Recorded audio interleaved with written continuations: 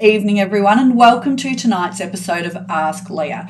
Tonight, I'm going to respond to a question that came in after I posted on the weekend about finally, achieving the milestone of finishing the first draft of my second book, Steer Through the Storm.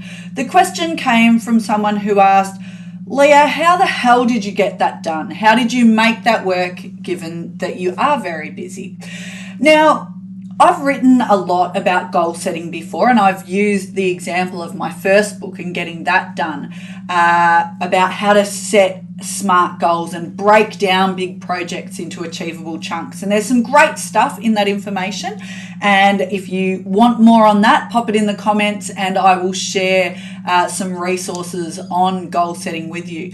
But that's not what I want to talk about tonight, because this project was a bit different. You see, to say there was a lot going on while I worked on this book is an understatement. To say it wasn't a challenging time is an understatement. I run a busy full-time business. I have 3 gorgeous primary school age boys, one who has some significant behavioural challenges.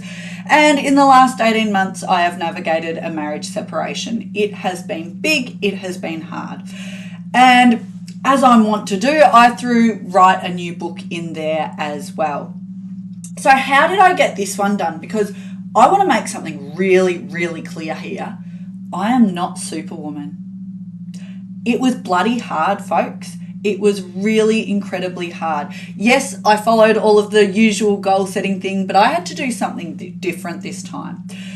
Because the goals I set, I had to change and adjust.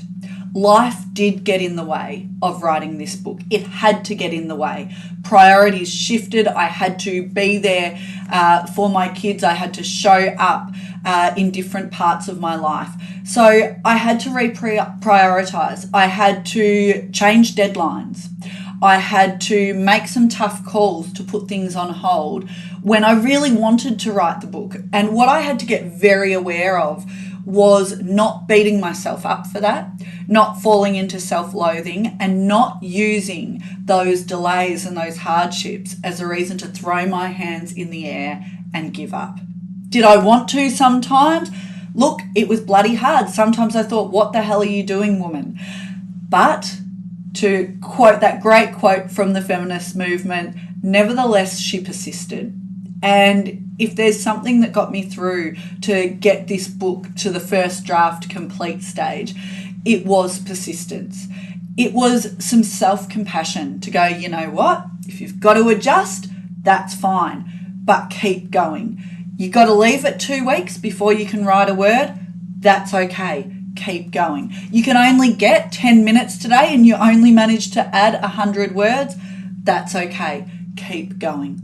I knew this was a priority for me, so I did have to sacrifice along the way. I had to say no to things so I could write the book. But life came first. It has to come first. My kids had to come first.